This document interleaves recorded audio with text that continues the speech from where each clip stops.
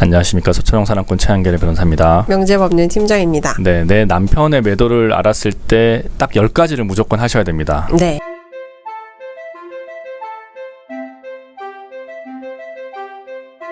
보시면은 누구나 이제 큰 충격과 이제 감정적 혼란을 겪을 수 있죠. 네. 그러한 상황에서 어떻게 대처할지는 다 개인적인 문제고 다 사람마다 다 다르지만 네.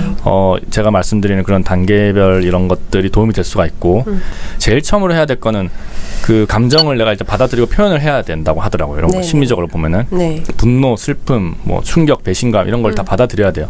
안 그러면 자살하신 분도 꽤 있으셨거든요. 그쵸. 그래서 그런 거 생각하지 마시고 일단 솔직하게 내가 억누르진 마시고 느끼고 뭐 필요하다면은 친구라든지 가족 이런 분들에게 알리고 또는 전문가, 심리 상담사라든지 그런 병원 의사분에게 얘기를 나누면서 표현을 해야 됩니다. 네. 그래서 이렇게 내 감정을 충분히 이해하고 받아들여야지만 그 다음 단계를 생각할 수 있는 여유가 생긴다라고 하더라고요. 네. 그리고 좀 시간을 가지고 좀 침착해져야 됩니다. 뭐 바로 뭐 그 상간녀한테 달려가가지고 뭐 때리거나 뭐 이렇게 하기보다는 아니면은 뭐 바로 시댁에 달려가가지고 내 남편 바람 폈어요 막 이렇게 말하는 것보다는 즉각적으로 결정을 내리지 마시고 좀 충분한 시간을 가지고 상황을 좀 지켜보는 게 중요해요. 네. 처음에는 좀 감정적으로 대응이 되겠죠. 막 그쵸. 집을 내가 나간다든지 아니면은 많이 하는 게 이제 보통 시댁에다 알리거나 뭐 그다음 뭐 시댁 어른들 아니면 시댁 동생들 다 알리고 막 그렇게 하는데 조금 좀 기다리세요. 기다리면은 좀 명확하게 상황을 이해할 수가 있게 되고 그리고 이성적인 판단이 어렵죠. 그러다 보니까 이제 좀 시간을 갖고 좀 침착해져라. 그게 다음 단계인 것 같고 세 번째 단계는 일단은 외도에 관한 사실을 정확하게 아는 것이 중요하죠. 알아야죠. 네, 알아야 됩니다. 네. 내가 이런 그 카톡 내용 봤는데 이것만 가지고는 좀 부족할 수도 있거든요. 네. 그리고 또 확인되지 않은 소문이라든지 이런 건 오해가 생길 수도 있으니까 상황이 막 복잡해질 수도 있어요. 그러니까 남편과 직접 대화를 나누거나 아니면은 뭐 필요한 경우에 제3자의 도움을 받아가지고 그런 사실관계를 확인을 해야 됩니다. 뭐 흥신소를 쓰든지 이런 걸 해야 되니까 그러한 정보를 얻어야지 나중 단계로 넘어갈 수가 있어요. 네. 그래서 이제 네 번째 단계가 이제 차분하게 상대방 배우자, 우리 배우자와 대화를 해야 됩니다. 남편과 대화가 매우 중요하죠. 감정적으로 막 폭발 막 해가지고 막 하기보다는 내 생각을 얘기를 해야 됩니다. 그리고 지금 어떻게 할 건지 남편의 생각도 듣는 것도 중요하고 야 애들은 그럼 어떻게 할 거야? 우리 그냥 헤어져야 돼?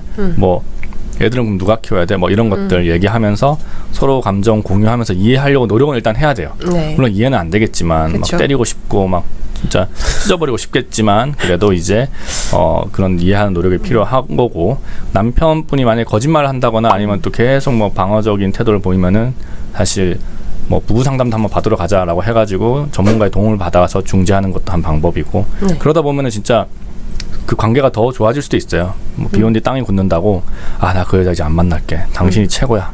다시는 그 여자 그런 사람 안 만날 거야라고 하면서 이제 더 좋아지는 경우가 있으니까 차분하게 대화하는 게 그 다음 단계고 대화가 좀 안 되거나 뭐 좀 힘들다 이러면 전문가의 도움 받는 것도 반드시 필요한 것 같아요.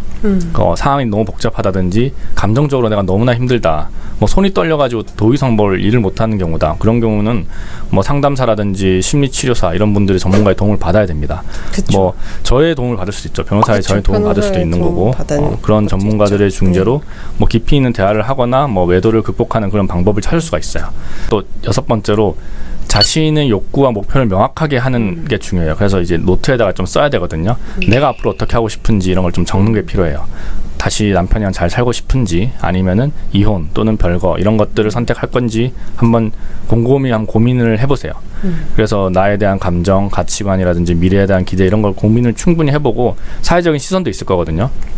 쟤 이혼했대 막 이렇게 소문 퍼지고 그러면은 또 조금 안 좋은 그런 직업을 가지신 분이라든지 사회적 지위에 계신 분들도 있잖아요. 그쵸. 그런 것들을 한번 쫙 적은 다음에 목표를 딱 가지고 이제 어떤 거에 다 임해야 됩니다. 그리고 그 다음 단계가 이제 결정을 내리고 행동을 하셔야죠. 이제 뭐 이혼을 하겠다 아니면 뭐 상간제 소송을 하겠다 아니면 관계를 회복하겠다 뭐 이렇게 결정을 했다면은 이제 그거에 맞춰 가지고 이제 서로 논의를 하고 전문가의 도움을 받든지 이렇게 해야 됩니다. 그렇죠. 이혼 별거 이런 거 준비한다면은 당연히 법적 전문가들의 도움을 받아야죠. 그리고 미리 뭐 돈을 좀 빼놓는 것도 좀 필요할 수도 있고 아니면 진짜 유리하게 해야 되는 거예요. 조금씩 뭐 이렇게 현금 있는 거 좀 챙겨놓고 여러 가지 이런 걸 준비를 해야지 깔끔해지니까 그 이제 마지막 결정을 내리고 행동하는 게 거의 마지막 단계고 그런 중간에서 이제 자기 돌봄 무조건 해야 한대요. 자기 돌봄. 영어로 막 셀프 케어 뭐 이렇게 얘기하잖아요. 스트레스 굉장히 많이 받잖아요. 그러다 보니까 지칩니다. 지치고 몸에 살이 막 10kg씩 빠지는 분도 계세요. 네. 그런데 안 그래도 말랐는데 더 빠지시는 분들도 있는데 정신적 건강뿐만 아니라 신체적 건강을 돌보는 것도 당연히 필요하죠. 규칙적인 운동 하셔야 되고 건강한 식사하셔야 되고 충분히 수면하셔야 돼요. 맞아요. 근데 잠이 안 오니까 그 우울증 수면제 처방 받아가지고 막 오시는 분들도 있는데 일단 스트레스를 줄이고 뭐 명상도 좀 하시고 나를 보호해야 됩니다. 네. 내가 오래 살아야지. 내가 건강해야지 나도 또 더 좋은 남자 만날 수도 있잖아. 그러니까 그쵸. 그런 것들 자기 돌봄으로 해야 되고 그리고 나를 지지해주는 사회적 지지자들 좀 찾는 것도 좋아요. 왜냐하면은 요즘 뭐 이혼이 뭐 부끄러운 시대가 아니잖아요. 그쵸. 그러니까 가까운 친구라든지 가족들에게 내 얘기를 하면서 감정적으로 지지받는 것이 가장 도움이 된다라고 해요. 그쵸. 외로움을 좀 덜고 결정을 내릴 때 좀 명확한 시각을 가질 수가 있죠. 근데 이제 뭐 좀 이상한 친구다, 이혼한 친구다, 뭐 또 이혼도 또 개파하게 했다 그런 애들은 막 이혼해 막 하면서 막 이런 얘기를 하는데 그런 분들은 좀 멀리하시고 그래도 정말 찐 친구, 정말 친한 친구 이런 분들에게 물어보면은 이거는 이혼보다는 이게 좋지 않을까 이런 진심 어린 조언을 해줄 수도 있거든요. 그래서 이제 사회적 지지자 이런 분들 좀 찾는 것이 좋고 다시 말씀드리지만 진짜 공유할 때는 주의해야 돼요. 뭐 필요 이상으로 남을 개입시키면 말이 말을 낳고 해가지고 더 안 좋게 더 안 좋게 되는 경우가 있으니까 정말 가까운 친구, 가족 이런 분들에게만 이렇게 얘기를 하는 것이 좋고 마지막으로 이제 미래를 위한 계획을 세우셔야겠죠. 이게 마지막 단계입니다. 뭐 이게 관계를 지속하기로 결정을 했다면은 관계 개선을 위해서 구체적인 목표를 정해야죠.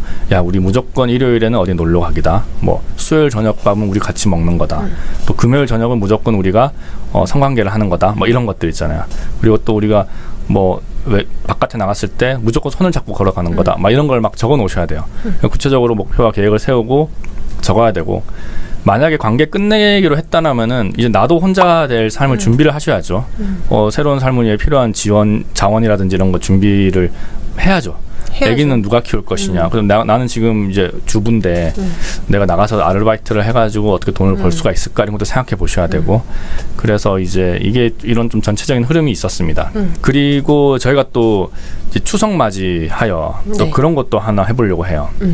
굉장히 파격적으로 저희가 원고분들을 좀 모집하기 위해서 그냥 원고 소송에 한 330만 원 정도만 이렇게 받고 송고모수를 좀 많이 넣는 걸로 해가지고 한번 진행해보는 게 어떨까 막 이런 생각도 좀 들더라고요. 원고 소송을 좀 많이 모집을 하고 있다라는 거 여러분들에게 말씀을 드리면서 피고를 많이 하고 있으니까요. 네, 사실 근데 전체적인 소송을 보면은 원고도 꽤 많잖아요. 피고는 소송 비율이 한 6대 4 맞아요. 피고는 변호사를 잘 안 쓰는데 이제 저를 쓰는 거고. 근데 원고 소송이 훨씬 더 많죠, 사실. 근데 원고분들을 좀 더 이제 많이 확보하고 추석이 다가왔잖아요. 그쵸. 추석 때 많이 싸우거든요, 또. 그래서 이런 말씀을 드리면서 여러분들 구독과 좋아요 꼭 눌러주시고 이제 이혼과 관련된 어떤 상담을 원하신다면 저에게 언제든지 연락을 주십시오. 지금까지 서초동 산업권 최한결의 변호사였습니다. 명재법률 팀장이었습니다. 감사합니다.